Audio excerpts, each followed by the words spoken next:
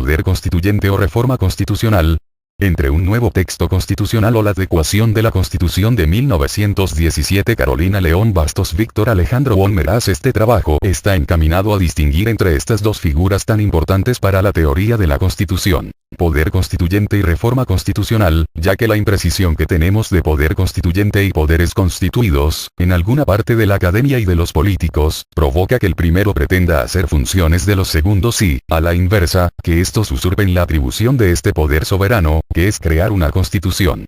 Es precisamente este uno de los mayores retos del derecho constitucional. Para lograr nuestro objetivo haremos un estudio del poder constituyente, su problemática, en la que se contrastará con el concepto de revolución, el proceso constituyente legítimo de México, la reforma constitucional, como mecanismo para hacer valer la voluntad del poder constituyente. La Constitución mexicana de 1917 se encuentra próxima a celebrar un centenario de vida y, a raíz de esta celebración, se empiezan a escuchar voces acerca de que es momento de convocar a un nuevo constituyente para que elabore otro texto constitucional. Aunado a la reciente modificación constitucional para la capital del país, en la que cambia su denominación de Distrito Federal por Ciudad de México, con lo cual se crea el Estado 32, lo que conlleva a convocar a una Asamblea Constituyente 1. Esto ha dado pauta para que se discuta tanto política como académicamente el momento oportuno de invocar a un poder constituyente. Este trabajo distinguirá a estas dos figuras tan importantes para la teoría de la Constitución: el poder constituyente y la reforma constitucional, ya que la imprecisión que tenemos de poder constituyente y poderes constituidos, en alguna parte de la academia y de los políticos, provoca que el primero pretenda hacer funciones de los segundos y, a la inversa, que estos usurpen la atribución de este poder soberano, que es crear una constitución. Es precisamente este uno de los mayores retos del derecho constitucional. Para lograr nuestro objetivo haremos un estudio del poder constituyente, su problemática, en la que se contrastará con el concepto de revolución, el proceso constituyente legítimo de México, la reforma constitucional, como mecanismo para hacer valer la voluntad del poder constituyente. Para el Estado constitucional está la necesidad de hacer valer, conforme al principio democrático, la suprema autoridad del pueblo frente a la autoridad del gobernante, en la que la Constitución obligue por igual a gobernantes y gobernados. Sin embargo, hay temor latente en todo Estado político constitucional, por los políticos prácticos a quienes no les está vetado nada, de suerte que, incluso en el marco de un régimen democrático, pueden llegar a discutir o negar el principio de legitimidad sobre el que se construyó el sistema constitucional en el que operan. Schmidt, 1983. 5. En este sentido, para Ruy Pérez, 2014, una cosa es que las fuerzas políticas operantes dentro de un Estado puedan defender cualquier idea política, aunque la misma sea claramente contraria a la Constitución, y que lo pueden hacer porque, como contenido inherente al principio democrático, reivindiquen siempre y en todo momento el cambio del Código Constitucional, y otra muy distinta que la pretensión contraria al texto constitucional sea jurídica y políticamente factible mientras éste continúe en vigor. 108. Por tal motivo, es imperativo el estudio de la reforma constitucional y entenderla como un poder limitado por la voluntad del poder constituyente, que servirá de guía para la evolución de un Estado democrático. Poder constituyente y revolución. El Pouvoir Constituant, Sieyès, 1989, es tema de importancia capital para la elaboración de una teoría constitucional congruente con los postulados básicos que caracterizan a las sociedades occidentales. A partir del momento en que, por un lado, se acepta como único supuesto legitimador el principio democrático de la soberanía popular y, por otro, se considera que la única forma viable de organizar la comunidad política es a través de los proyectos de la democracia representativa, se establecen históricamente las bases sobre las que ha de surgir la noción de poder constituyente. Vega, 2000. El tema, en apariencia simple, se complica por la cantidad de teorías que se han desarrollado con el afán de explicarlo, y no podría ser de otra forma si se toma en consideración la magnitud de la cuestión, que no es otra sino la legitimidad del ejercicio del poder político. La figura del poder constituyente y las atribuciones del mismo tendrán variaciones notables según sea la teoría con la que se pretenda explicarlo. Para Carl Schmitt, 1982, el poder constituyente es la voluntad política cuya fuerza o autoridad es capaz de adoptar la concreta decisión de conjunto sobre modo y forma de la propia existencia política. Es decir, la principal manifestación del poder constituyente está representada por la Constitución, documento en que se declaran y establecen los principios políticos y jurídicos fundamentales que rigen la vida de un país. Fixamudio y Valencia, 2005. El poder constituyente se cimenta en la voluntad de la sociedad política de autodeterminarse políticamente a través de la Constitución, al reclamar para sí misma la capacidad de generar la totalidad del orden jurídico y mantenerlo con eficacia. La disyuntiva de la Carta Magna radica en si tendrá la posibilidad o la fuerza normativa para crear y mantener una auténtica realidad constitucional, cuya única posibilidad de lograrlo es que el pueblo acepte o abrace y defienda su Constitución. La norma fundamental, para ser democrática, debe originarse en procedimientos que hagan intervenir al pueblo, el cual es el titular del poder constituyente. Sin embargo, en una época se consideró que, en virtud de que el pueblo no puede ejercitar por sí mismo dicho poder, encomienda esta tarea al órgano constituyente que, generalmente, recibe el nombre de Congreso o Convención Constituyente, el cual se encuentra conformado por un grupo de representantes populares encargados de formular la Constitución. Discutir sobre el poder constituyente es hablar de democracia, Negri, 1994, en virtud de que el Estado constitucional fundamenta su estructura en dos pilares básicos, en el principio jurídico democrático y el principio jurídico de supremacía constitucional, Vega, 2000. En la historia, con frecuencia, el principio y el fin de las constituciones tienen lugar por vía revolucionaria, entendida esta en sentido amplio, al comprender cualquier movimiento violento que sea la causa de un nuevo texto fundamental.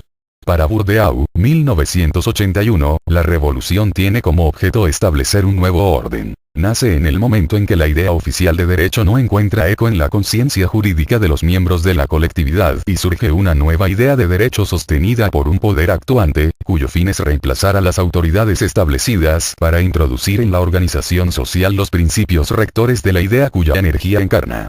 Una revolución es la sustitución de una idea vieja de derecho por una nueva como idea motriz de la institución estatal. Bourdieu, 1981, afirma que, lo mismo que en tiempo de paz, todo el ordenamiento jurídico reposa sobre la idea de derecho actualizada por el gobierno regular, el levantamiento o movimiento revolucionario se apoya en una noción de derecho que compite con la anterior, o sea, la oficialmente incorporada por el Estado. Por lo anterior, este autor establece que si bien la victoria de la idea revolucionaria se consume gracias al debilitamiento o fragilidad de las bases del orden jurídico anterior, no es solo por efecto de las armas, sino que la sustitución de una idea de derecho por otra, como rectora de la vida social, implica la derogación de la organización político-social existente y su sustitución por un sistema jurídico nuevo. Las revoluciones, cualquiera que sea el modo en que las definamos, no son simples cambios. En este sentido, solamente podemos entender el concepto de revolución si está presente la idea de libertad. Por tal motivo, las revoluciones son algo más que insurrecciones victoriosas. No podemos llamar a cualquier golpe de Estado revolución ni identificar a esta con toda guerra civil. Lo que estos tienen en común con las revoluciones es que se realizan mediante la violencia, razón por la cual, a menudo, se asemejan con ella. Pero ni la violencia ni el cambio pueden servir para describir el fenómeno de la revolución. En este sentido, coincidimos con Arendot, 2009, al establecer categóricamente que solo cuando el cambio se produce, en el sentido de dar un nuevo origen, cuando la violencia es utilizada para constituir una forma completamente diferente de gobierno o sistema jurídico, para dar lugar a la formación de un cuerpo político nuevo, cuando la liberación de la opresión conduce, al menos, a la constitución de la libertad, solo entonces podemos hablar de revolución. Para Arendot, la figura relevante para la historia de la revolución es Nicolás Maquiavelo, ya que fue el primero en meditar sobre la posibilidad de fundar un cuerpo político permanente, duradero y perdurable, con leyes y principios de acción que eran independientes de la doctrina eclesiástica y de las normas morales que trascienden la esfera de los asuntos humanos, en general. Con Maquiavelo se inicia el pensamiento político moderno, tanto en El Príncipe como en los discursos de la primera década de Tito Livio, acerca de las formas de gobierno.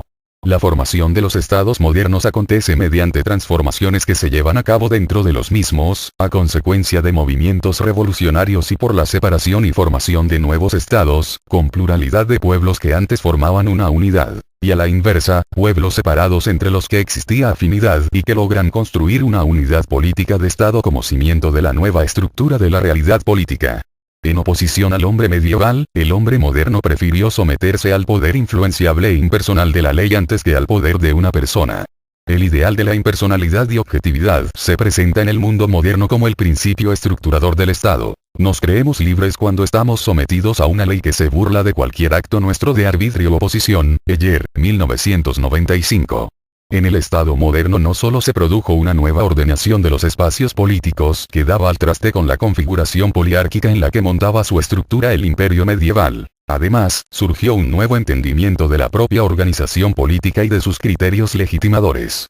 A diferencia del resto de las comunidades políticas que le precedieron en la historia, se concibió el Estado moderno no como una gestación misteriosa de los dioses, sino como una creación racional de los hombres, en la cual la voluntad del pueblo se expresaba y se conjugaba en la propia voluntad del poder. Vega, 2003.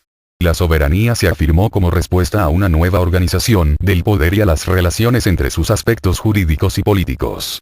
El término soberanía se afirma en la modernidad con la aparición del Estado, poder superior, autónomo e independiente que reúne en sus manos el derecho a decidir sobre las cuestiones políticas fundamentales. Attili, 1999. La idea de soberanía, que constituía sin duda su nota más característica, no se centraba tanto en el hecho de no reconocer otro poder como superior, como en la circunstancia de que se trataba de un poder que tenía en el pueblo su última y definitiva justificación. A raíz de un largo proceso de desacralización de la vida pública tenemos como consecuencia el Estado, que es una creación de los individuos y no de la divinidad. Es la constitución autónoma del universo político-moral respecto de la teología. El derecho natural comienza a liberarse de sus presupuestos dogmático-religiosos y se funda sobre la naturaleza ética racional. Ruy Pérez, 2005. Maquiavelo, 2009, fue el encargado de perpetuar teóricamente el nuevo modelo de Estado y del príncipe rector del mismo. Con él la política se convierte en un cálculo racional que se mide por los resultados positivos que puedan obtenerse. El Estado es, desde estos momentos, el poder por el poder, la realidad última, algo que se justifica en sí mismo, desligado totalmente de la moral cristiana y de la religión.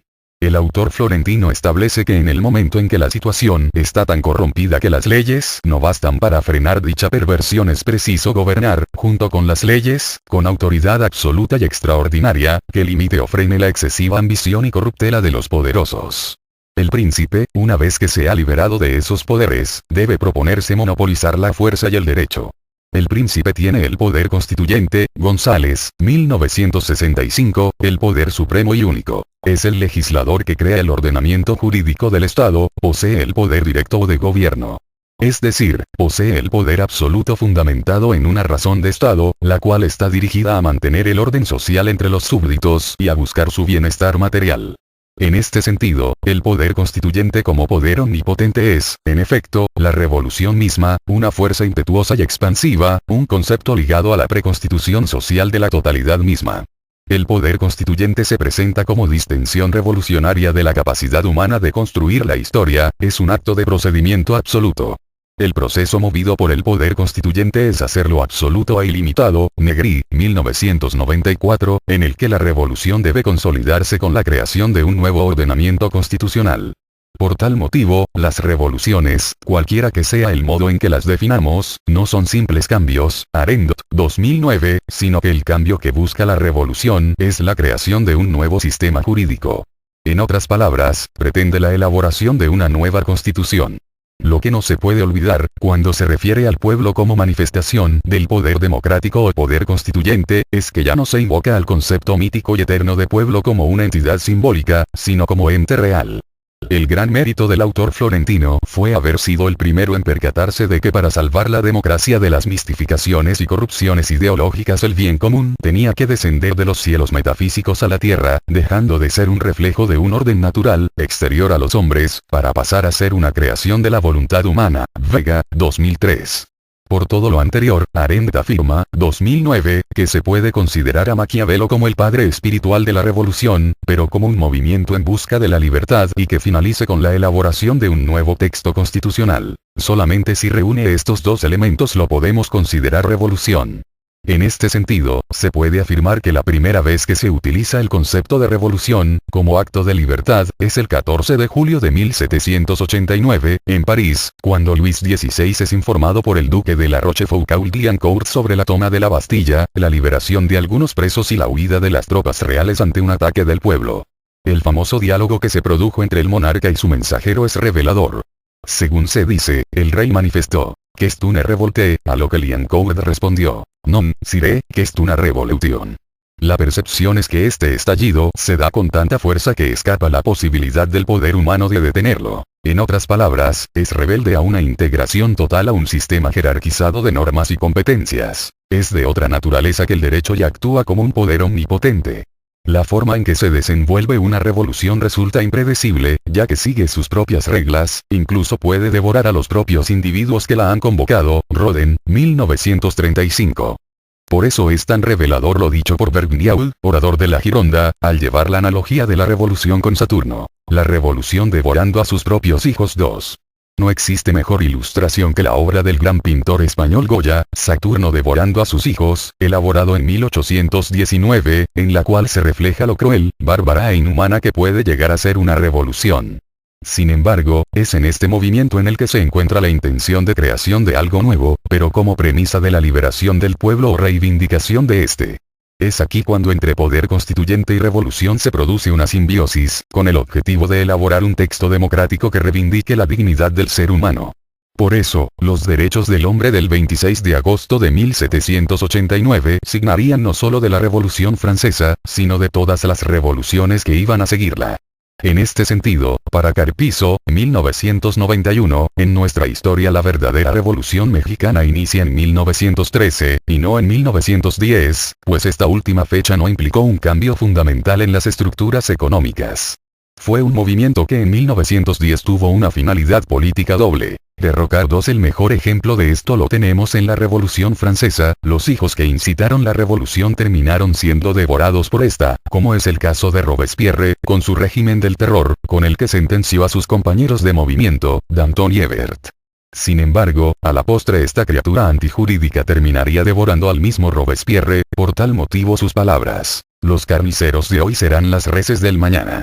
Otro ejemplo más reciente, e igualmente de revelador, lo tenemos en México y su revolución que originó la Constitución de 1917. Venustiano Carranza, Emiliano Zapata y Francisco Villa fueron devorados por este poder al dictador y llevar a la Constitución el principio de no reelección.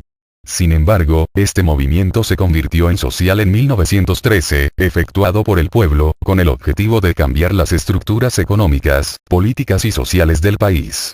En México, los principales documentos constitucionales se han generado por movimientos revolucionarios. 3. A partir de la Guerra de Independencia, se promulgó la Constitución de 1814. Posteriormente, el Acta Constitutiva de la Federación y la Primera Constitución Federal, ambas de 1824. A la Revolución de Ayutla correspondió la Constitución de 1857 y la Revolución Mexicana originó la Constitución de 1917. Los textos constitucionales centralistas surgieron de un golpe de Estado técnico en 1836 o de un constituyente aristocrático de 1843 y 1853. Lo que debemos tener claro es que no puede existir el derecho a la revolución, ya que lo que pretende esta es abolir el derecho vigente. La revolución es, por excelencia, una figura antijurídica, pero es a partir de su resultado que surge un nuevo sistema jurídico, el cual es denominado Constitución. En consecuencia, y siguiendo a Carpizo, 2004, la fuente del nuevo constituyente no es el orden jurídico que fallecía, sino el movimiento social que conmovía al país. La vida que sufría y exigía mejorar, los miles y miles de viudas y huérfanos que anhelaban que de la sangre del ser querido brotara una realidad que mejorara su precaria condición económica. Al igual que no se dudó de la legitimidad del constituyente de 1856-1857, que no había seguido el procedimiento que establecía la Constitución de 18.244, no se puede objetar la legitimidad del constituyente de 1917 y su posterior producto que es la Carta Magna que se encuentra en vigor en la actualidad. El poder constituyente es rebelde a una integración total en un sistema jerarquizado de normas y competencias, ya que es de diversa naturaleza que el derecho, y actúa como un poder omnipotente. De acuerdo con Negri, 1994, es la revolución misma. No obstante, el poder constituyente se hace presente en procesos no revolucionarios, cuyo resultado es la creación de una nueva constitución. En este sentido, Aberle, 2003, establece que en la historia constitucional el poder constituyente ha prevalecido unas veces de manera revolucionaria y en otras de modo evolutivo. Los ejemplos históricos son innumerables, por ejemplo, la Carta Francesa de 1958. En la revolución o movimiento social, tanto el derecho como la constitución se configuran como algo racional. El poder constituyente se presenta como separación entre la revolución y la capacidad humana de construir la historia, como acto de procedimiento absoluto. El poder constituyente puede dar forma a un sistema normativo enteramente propio, cuyas normas recibe de la Constitución y tiene en la propia Carta Magna el parámetro exclusivo de validez. La norma fundamental decide por voluntad del poder constituyente el conjunto del orden jurídico que ha de operar en el territorio sobre el cual tiene validez. En este sentido, Jelinek, 2000, señala que los acontecimientos extraordinarios rompen la unidad del derecho, pero si no es posible encontrar una decisión para un caso concreto en las normas jurídicas, entran los hechos en lugar del derecho, transformándose en las bases para la elaboración del derecho. Por tal motivo, el poder constituyente es la capacidad de organizar una estructura dinámica, de construir una forma que, a través de compromisos, conforma balances de fuerzas, ordenamientos y equilibrios, que recupera, sin embargo, siempre la racionalidad de los principios, lo cual es la adecuación material de lo político frente a lo social y a su movimiento indefinido. Negri, 1994. En consecuencia, el poder constituyente no puede ser definido jurídicamente en términos de constitucionalidad o inconstitucionalidad. 5. Negri, 1994, de legalidad o ilegalidad. Por el contrario, sí puede y debe ser definido políticamente en términos de legitimidad. Este poder tiene que ser legítimo, susceptible de ser explicado en términos racionales y aceptado por la sociedad política o pueblo. El poder constituyente actúa en un vacío de legalidad, pero no de legitimidad. Mora, 2002. En la historia de México se puede afirmar que se han instalado en el país 12 asambleas constituyentes y se produjeron 16 documentos constitucionales. Sin embargo, de estos textos solamente podemos considerar como constitución las federalistas de 1824, 1857, 1917, y las centralistas de 1836 y 1843. Los otros documentos constitucionales no alcanzaron la fuerza o legitimidad para tener una verdadera vigencia. Won, 2010. Por otra parte, otro elemento de legitimidad que ostenta nuestra Carta Magna es su vigencia de casi un siglo. Uno de los motivos por los que nuestra Constitución ha sido tan longeva es por su capacidad de reformarse para adecuarse a la realidad cambiante con las aspiraciones y determinaciones del pueblo mexicano. La legitimidad de la Constitución no consiste exactamente en la aceptación pormenorizada de la letra de todos los preceptos, sino en la aceptación social de su significado, insertándola en la cultura política de nuestro país, es decir, forma parte de nuestra propia manera de ser. Aragón, 1998. Nuestra Carta Magna quizá no es perfecta. Sin embargo, posee una amplia legitimidad. Por tal motivo, coincidimos con Carpizo cuando afirma que criticar por criticar a nuestra Constitución sin reconocer sus bondades, sin entender la situación política en la que fue creada, es desconocer la historia de México. Los errores de nuestra Constitución deben ser puestos de relieve para superarlos, y sus virtudes, para sentirnos orgullosos. Carpizo, 2004. Negri, 1994, resalta el hecho de que el poder constituyente es un proceso histórico continuo, no limitado por sus determinaciones inmediatas, sino temporalmente abierto, que lo absoluto constitucional se separa y se justifica en las dinámicas que desarrollan y que, por tanto, poder constituyente y poder constituido no representan un círculo vicioso, sino que se legitiman progresivamente en un círculo virtuoso.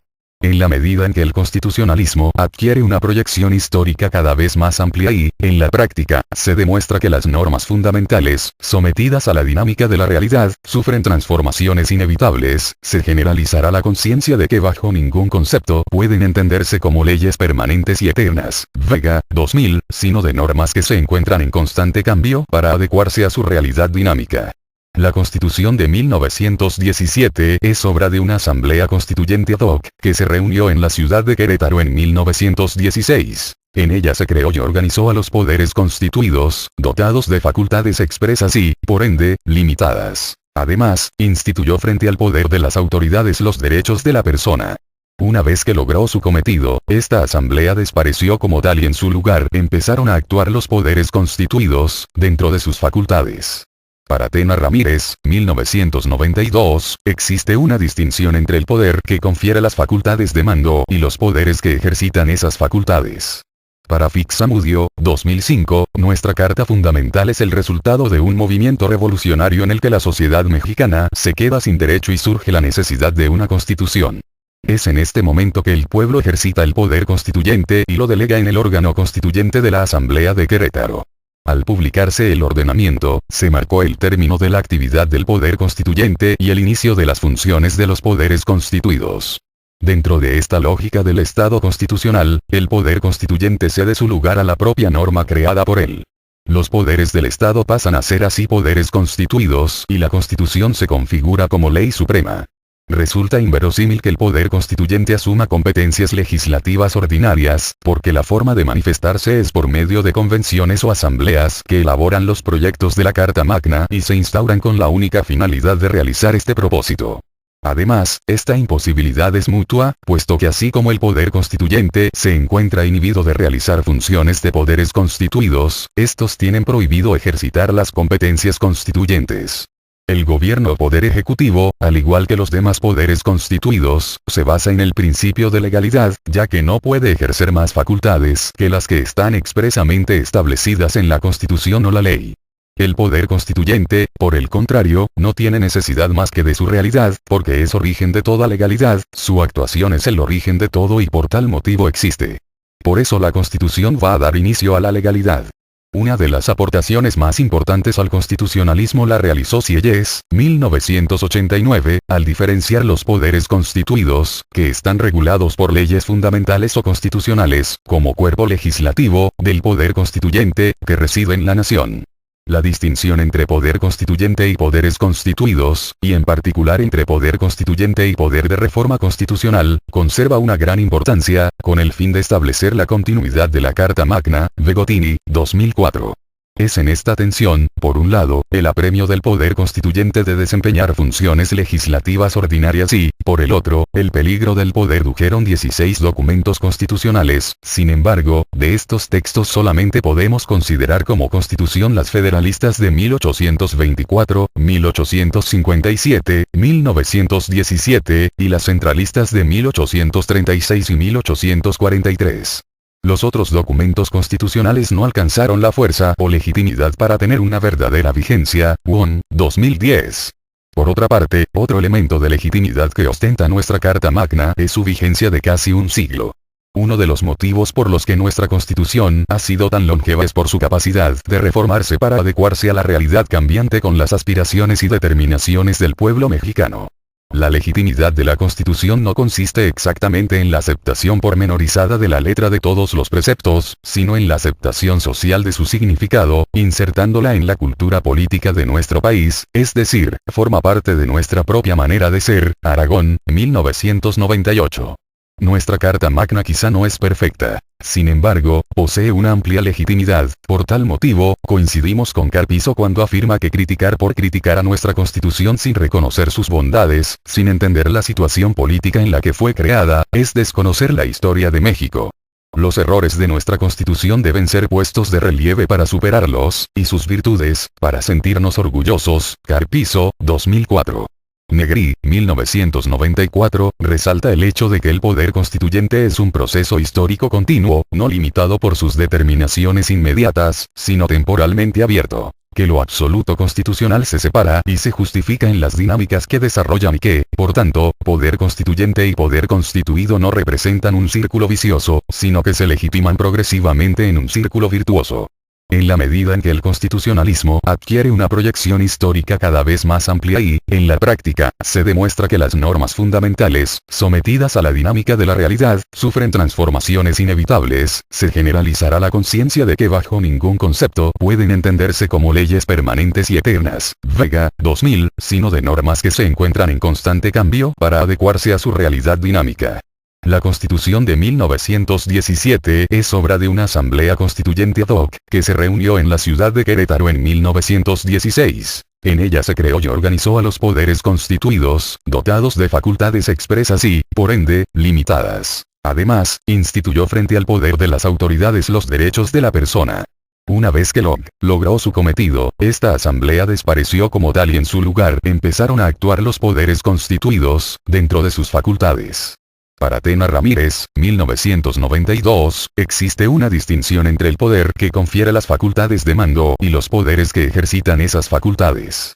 Para Fixamudio, 2005, nuestra Carta Fundamental es el resultado de un movimiento revolucionario en el que la sociedad mexicana se queda sin derecho y surge la necesidad de una constitución. Es en este momento que el pueblo ejercita el poder constituyente y lo delega en el órgano constituyente de la Asamblea de Querétaro. Al publicarse el ordenamiento, se marcó el término de la actividad del poder constituyente y el inicio de las funciones de los poderes constituidos. Dentro de esta lógica del Estado constitucional, el poder constituyente cede su lugar a la propia norma creada por él. Los poderes del Estado pasan a ser así poderes constituidos y la Constitución se configura como ley suprema. Resulta inverosímil que el poder constituyente asuma competencias legislativas ordinarias, porque la forma de manifestarse es por medio de convenciones o asambleas que elaboran los proyectos de la Carta Magna y se instauran con la única finalidad de realizar este propósito.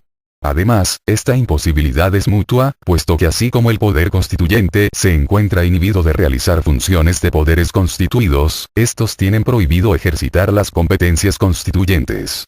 El gobierno o poder ejecutivo, al igual que los demás poderes constituidos, se basa en el principio de legalidad, ya que no puede ejercer más facultades que las que están expresamente establecidas en la Constitución o la ley. El poder constituyente, por el contrario, no tiene necesidad más que de su realidad, porque es origen de toda legalidad, su actuación es el origen de todo y por tal motivo existe. Por eso la Constitución va a dar inicio a la legalidad. Una de las aportaciones más importantes al constitucionalismo la realizó Sieyès, 1989, al diferenciar los poderes constituidos, que están regulados por leyes fundamentales o constitucionales, como cuerpo legislativo, del poder constituyente, que reside en la nación. La distinción entre poder constituyente y poderes constituidos, y en particular entre poder constituyente y poder de reforma constitucional, conserva una gran importancia, con el fin de establecer la continuidad de la Carta Magna, Begotini, 2004. Es en esta tensión, por un lado, el apremio del poder constituyente de desempeñar funciones legislativas ordinarias y, por el otro, el peligro del poder logró su cometido, esta asamblea desapareció como tal y en su lugar empezaron a actuar los poderes constituidos, dentro de sus facultades. Para Tena Ramírez, 1992, existe una distinción entre el poder que confiere las facultades de mando y los poderes que ejercitan esas facultades. Para Fixamudio, 2005, nuestra Carta Fundamental es el resultado de un movimiento revolucionario en el que la sociedad mexicana se queda sin derecho y surge la necesidad de una constitución. Es en este momento que el pueblo ejercita el poder constituyente y lo delega en el órgano constituyente de la Asamblea de Querétaro. Al publicarse el ordenamiento, se marcó el término de la actividad del poder constituyente y el inicio de las funciones de los poderes constituidos. Dentro de esta lógica del Estado constitucional, el poder constituyente cede su lugar a la propia norma creada por él. Los poderes del Estado pasan a ser así poderes constituidos y la Constitución se configura como ley suprema. Resulta inverosímil que el poder constituyente asuma competencias legislativas ordinarias, porque la forma de manifestarse es por medio de convenciones o asambleas que elaboran los proyectos de la Carta Magna y se instauran con la única finalidad de realizar este propósito. Además, esta imposibilidad es mutua, puesto que así como el poder constituyente se encuentra inhibido de realizar funciones de poderes constituidos, estos tienen prohibido ejercitar las competencias constituyentes. El gobierno o poder ejecutivo, al igual que los demás poderes constituidos, se basa en el principio de legalidad, ya que no puede ejercer más facultades que las que están expresamente establecidas en la Constitución o la ley. El poder constituyente, por el contrario, no tiene necesidad más que de su realidad, porque es origen de toda legalidad, su actuación es el origen de todo y por tal motivo existe. Por eso la Constitución va a dar inicio a la legalidad. Una de las aportaciones más importantes al constitucionalismo la realizó Sieyès, 1989, al diferenciar los poderes constituidos, que están regulados por leyes fundamentales o constitucionales, como cuerpo legislativo, del poder constituyente, que reside en la nación. La distinción entre poder constituyente y poderes constituidos, y en particular entre poder constituyente y poder de reforma constitucional, conserva una gran importancia, con el fin de establecer la continuidad de la Carta Magna, Begotini, 2004.